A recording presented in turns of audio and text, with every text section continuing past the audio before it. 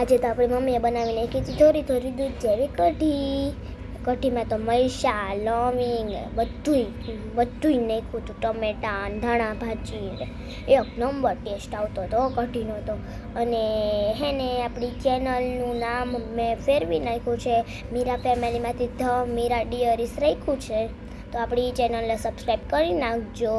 પછી તો હે ને મમ્મીએ બાફવા મૂકી દીધા, મગ બફાઈ ગયા એટલે પછી મમ્મીએ મસ્ત મજાનું મગને વઘારી નાખ્યા ને મગનું શાક બની ગયું.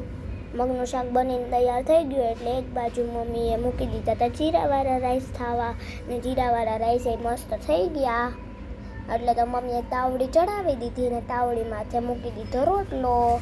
પછી તો રોટલો એ થઈ ગયો એટલે મમ્મીએ એક સાઈડ તાવડી ચાલુ હતી તો મમ્મીએ એના માથે પાપડ એ મૂકી દીધો એટલે પાપડ એ મલક થતા શેકાઈ ગયા.